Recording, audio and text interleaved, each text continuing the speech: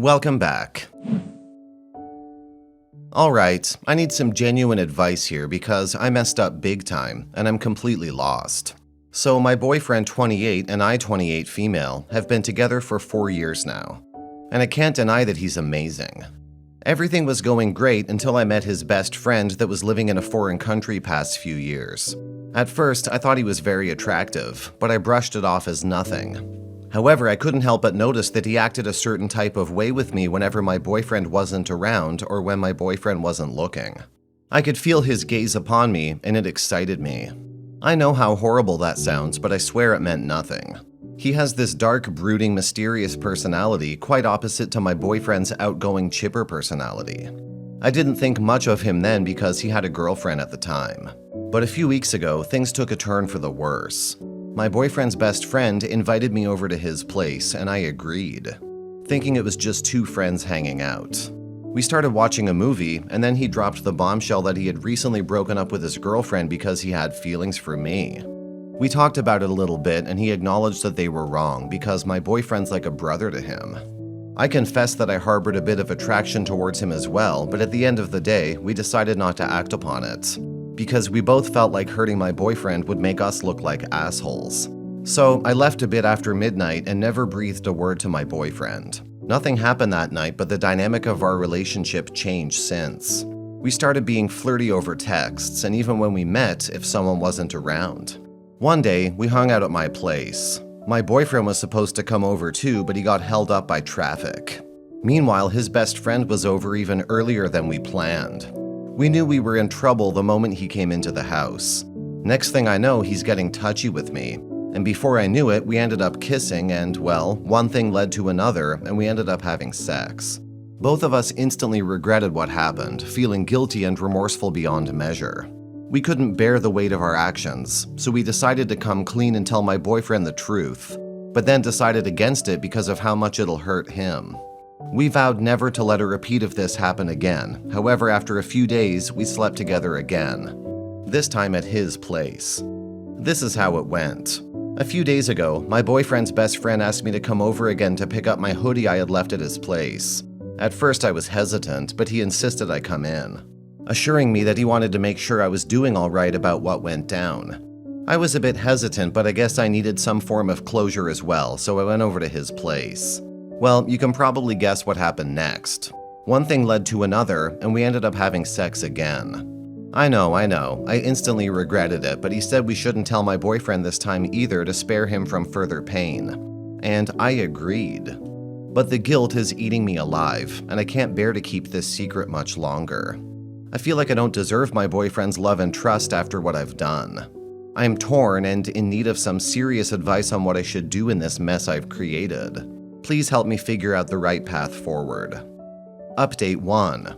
I've come to realize that I was and still am in the wrong here. Our relationship was on shaky ground even before this mess, but deep down, I knew he cared about me. I admit I had thought about breaking up with her earlier because my feelings had changed because of the presence of his best friend coming into the picture. Yet, I lacked the courage to go through with it. Instead, I went along with it, pretending everything was fine. My boyfriend eventually found out about my infidelity last week. He had intercepted the chats between me and his best friend. I guess he might not have been as clueless as we had thought he was. He was on our trail, and the fact that he went out of his way to snoop in my phone and unlock my hidden gallery where I had stored a few shots of me and his best friend post-coitus shows it. When he confronted me, I was so completely taken aback, so I half-heartedly admitted it and sort of apologized, telling him he could have space to process things if he needs to. Unsurprisingly, he walked away, blocking me on every social media and every aspect of his life. He sent me one last message that cut deep, and I tried to salvage some decency by responding with a heartfelt apology, wishing him the best and expressing my desire to sit down and have a heart-to-heart about where our relationship is headed. I still love him very much, and while my actions might suggest otherwise, I plan to walk down the aisle to him one day. To make matters worse, his best friend whom I cheated with has been going around following my boyfriend, crying his eyes out and begging for forgiveness. He recently ambushed my boyfriend in a pub in our city where a lot of friends and acquaintances I know hang out and caused a scene. It made people aware of something that should have been kept strictly between me and my boyfriend. Note that boyfriend never breathed anybody a word of my transgression either because he was as serious of our reconciliation as I was. Now everyone's giving me a stinking eyes wherever I go, and I feel it would set back the progress a lot. My boyfriend might get swayed by outsiders who would offer their opinions not knowing the full story. My friends have distanced themselves, families disappointed, and I've been grappling with this guilt and shame that seem to grow by the day. I realize now that I should have had the decency to keep my hormones in check before causing so much pain to someone who genuinely cared about me. I've been trying to find redemption, but the road ahead seems bleak. How can I work towards redemption? Edit. No, I don't wish to make demands. I only want to have a conversation about it. He seems very aloof and hasn't responded to me the past few days. It's such a contrast, and it's also hauntingly devastating to me. To me, he seems to be doing some form of compartmentalization so he can avoid thinking too much about my affair. I'm sure there are many difficult emotions behind what he's doing. While my affair, if you can even call it that, wasn't long-term, it was very physical. And there's no detail he doesn't know. I won't be making any assumptions about how he's feeling, but he did obsess a lot over the nature of the affair, how predominantly physical it was. I don't know what's going on in his head. Does he recognize that this is a result of his betrayal trauma? Is he talking about it in therapy? Will he be open to consulting with a therapist? Or is he actually okay with how things are right now?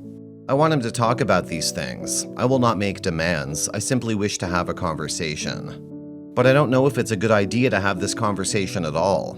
Am I just being inconsiderate and selfish by wanting to talk about it? Is this conversation even necessary? Is it fair of me to ask him to talk about such complex and painful emotions?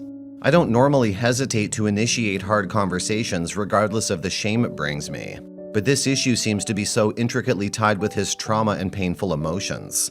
And I don't even know if it's actually an important conversation or if I'm just focusing too much on myself and not enough on him. Update 2. Things are awful in my life right now. Like I stated in my previous post, I wanted to have a heart-to-heart with him and went by his place. But his best friend, the man I had my affair with, would not let me enter. I don't even know what this was even about. Why is he even pretending to be the good guy in this? It takes two to tango, and tango we did. I tried pushing past him and kinda caused a ruckus, but my boyfriend wouldn't come out. So I don't know what to even think of that situation. Are we even together anymore? In other news, my parents are absolutely pestering me to go to church. They say I need to atone my sins or they would not include me in the family tree they're painting in the den. I do not want to go to church and atone. I'm not 5. I don't understand what I'm gonna do. It's such a mess. Comments.